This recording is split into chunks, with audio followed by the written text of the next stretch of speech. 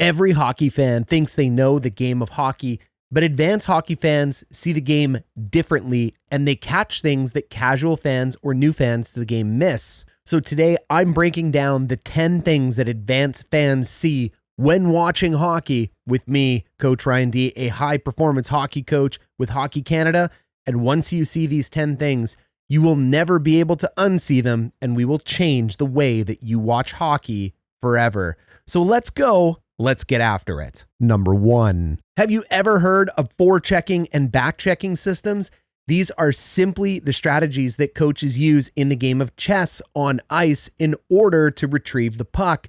And anytime we don't have the puck on our stick, we are on defense. So even though you hear the term forecheck, it is actually a defensive system. The most common forecheck we use is the 1-2-2. The 1-2-2 simply depicts the first man goes in and pressures the puck. The next two are up mid-ice in the offensive zone, looking to cut off the angle of the puck to the wall. And the next two, the defensemen, are usually far back at the blue line or just past the blue line. This, however, is a critical system for the two forwards that are above the main forechecker, because if they get too low, you actually end up in what's called a 3-2. And that, although can be a very aggressive system, can leave you open for a goal against like this one. So it's critical to get it right. We also have a 2-1-2, which means we put two forwards in down low on the puck, one to hit the man and one to pick up the puck, as well as a third one in between the forwards and the defenders, ready to be open in front of the net or cause a turnover if they manage to get through the first two players.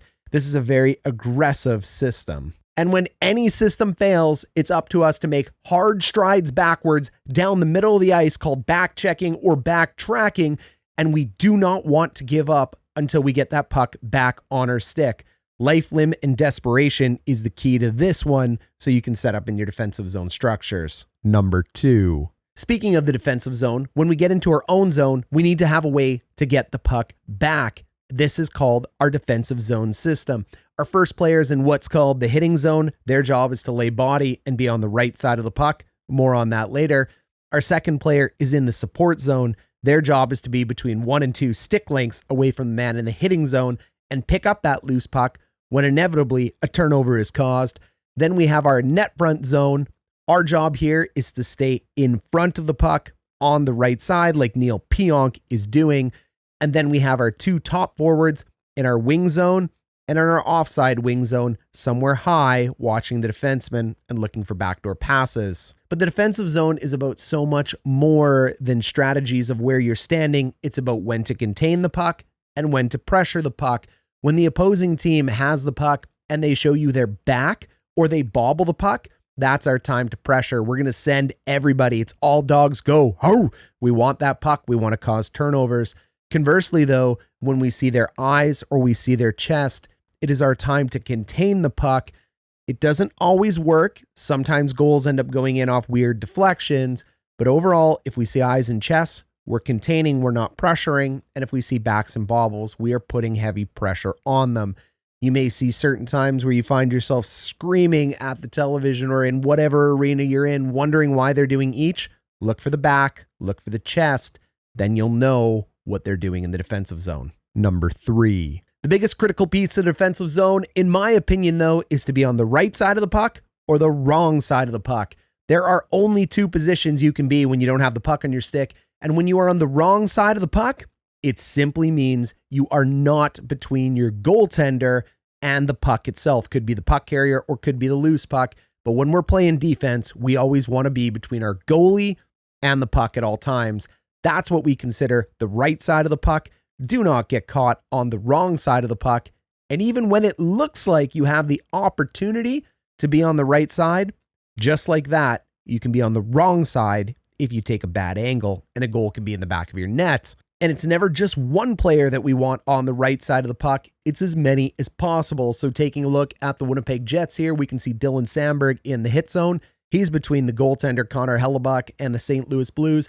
Adam Lowry in the support zone. He is between the goaltender and the puck. And even Neil Pionk, who is in the net zone, is between the goaltender and the puck, regardless of whether or not a man is behind him. All 3 are on the right side of the puck. Good defensive zone positioning. Number 4. The next one we have here is game management. This is where fans go absolutely ballistic. NHL referees call games very consistently within the current game. They do not necessarily call every game to game consistently. That's why one day when there is a penalty, it may not be a penalty the next day. And Evander Kane and the Edmonton Oilers learned this lesson the hard way. In Game 3, a harmless play in front of the net where Evander Kane in the Stanley Cup Finals cross-checks Gustav Forsling. And in the playoffs, this may be considered a weak call, but the referee's arm goes up and he takes Kane to the box. It would have benefited the Edmonton Oilers, and it benefits every smart NHL team to understand game management. As a fan, I am sitting there going, uh-oh, this is the standard they're about to set for the game. The Oilers better get their stuff together and adjust quickly. If they don't, they're going to end up parading to the box because they are going to call this game tight. They are not going to let anything go. And the game tone has been set because this penalty occurred almost immediately in the first period. We see 5 minutes in, a cross-checking penalty between Kane and Forsling is called, and we do ignore this tripping penalty. And that is because it is only physical penalties that set the tone. Slashing and tripping, high sticking, these are penalties that are almost always called. They're not game management or tone setting penalties. Cross-checking, boarding, checking from behind, and roughing, the physical penalties, they definitely set the tone and bleed into game management. And we see the undisciplined nature of the Oilers in this game coming through.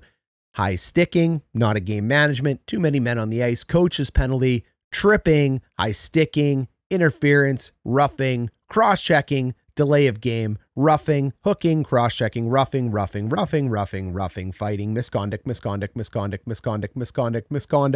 roughing, cross-checking, misconduct. You could tell off that first penalty this game was going to go that way. Advanced fans can see this. You need to see it too. It'll help keep your blood pressure down. Number 5. But how about we go over to the fun ones like the 1-3-1 power play formation? Advanced fans know this one very well. It's where you have one shooter at the top, you have a bumper in the middle, you have 2 flanks or shooters on the left and on the right side, and you have a man down low. It's a great way in order to score goals, but advanced fans also understand how they move from an overload over to a 1-3-1. That means we're sending 3, maybe even 4 men into the corner in order to retrieve the puck, and we're putting all 5 of our players on the strong side of the ice. As soon as we do retrieve that puck, we move back into our 1-3-1 and we go look to score. But there are going to be times when the 1-3-1 and the overload just simply don't work on the power play. That's when we move to the spread. We get really wide. We get 3 players down low, below the dots, 1 in the middle of the ice, 1 on the left side, 1 on the right side, and we put our 2 high guys, could be defenders, could be forwards, depending on how your team runs it, up top, and we try to score from what is called the spread. You as a new hockey fan, or even an advanced fan, need to know these 3 formations very well. And if you want to know more about the power play or anything to do with hockey, smash subscribe down below, hit like, drop a comment, let me know what you want to see on the next videos about how to watch hockey, because if you go back to the catalog, click the channel link, you will see how to watch power plays, nearly 30-minute breakdown on everything for you to nerd out on, how to win at faceoffs, how to kill penalties, game management, line management, how coaches run practices. There's a whole grouping of information here for you on how to watch hockey and how to keep your eye off the puck, because that is the most important thing when we watch this game. Don't get caught puck watching. Number 6. And that is because you got guys like Nikita Kucherov, who is the master of the fake pass. They set up their threats to shoot at all point in time, but they change the angle. If you're watching the puck, you're going to miss the point. Goalies tend to miss the point. With Nikita Kucherov, it ends up in the back of the net. But these aren't just one-offs. Chris Letang over to Sidney Crosby with a fake slap pass, ends up in the back of the net. And on one of the most beautiful plays you will see from the playoffs in 2025, we are looking for 88. We are looking for Martin Necas. We are not watching the puck, although everybody else is. Necas is sneaking in the back door, ready to put one in the back of the net. Number 7. We also have elite shooters, angle changers, and ways they score goals. Austin Matthews is the standard for this in today's NHL. His ability to toe drag pucks and change micro angles like you see here are second to almost no one in the NHL today.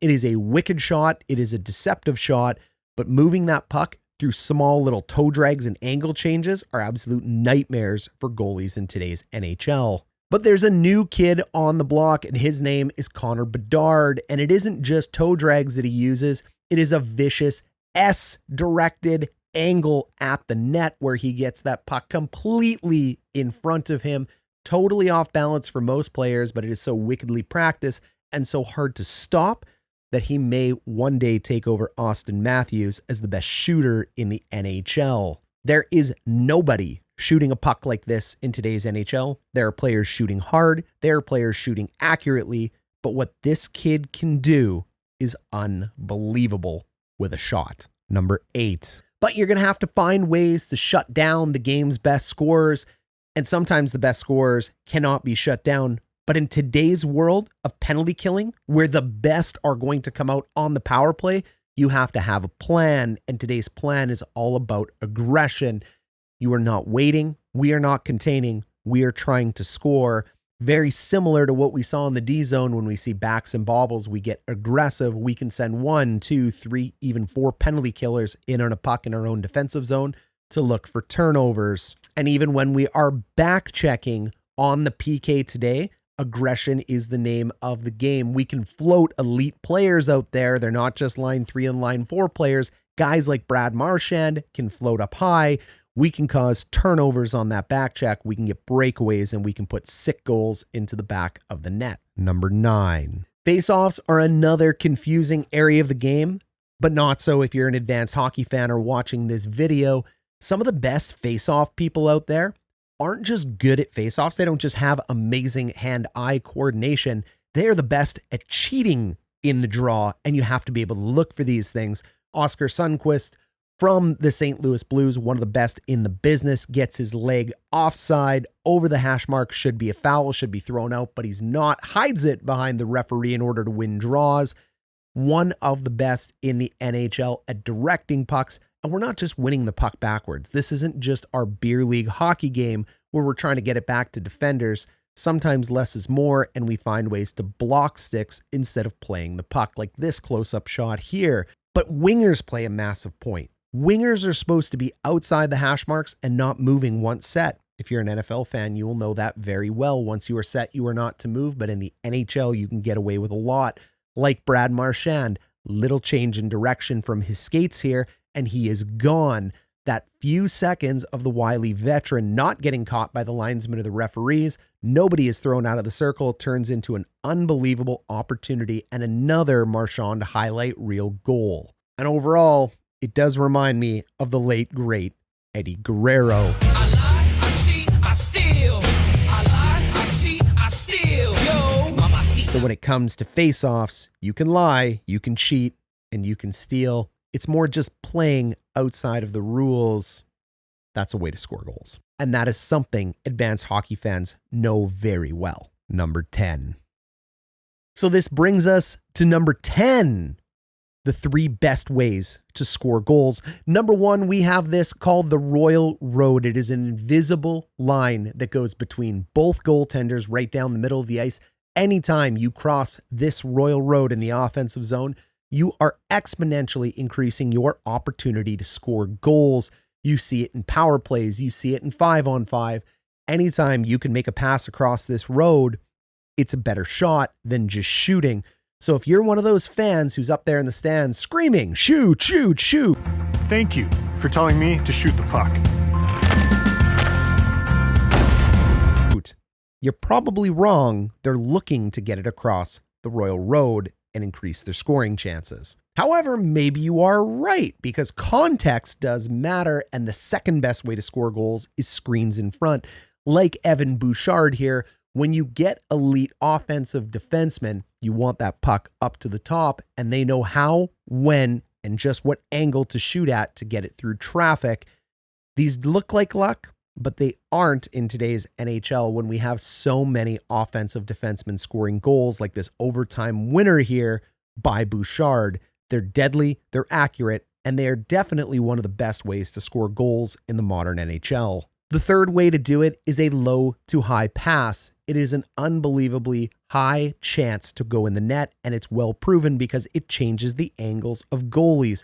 As soon as you are able to get down low and move that puck high, it could be to the top of the circle, it could be the top of the cross circle. You could also cross the Royal Road while you're doing this. There are so many different ways.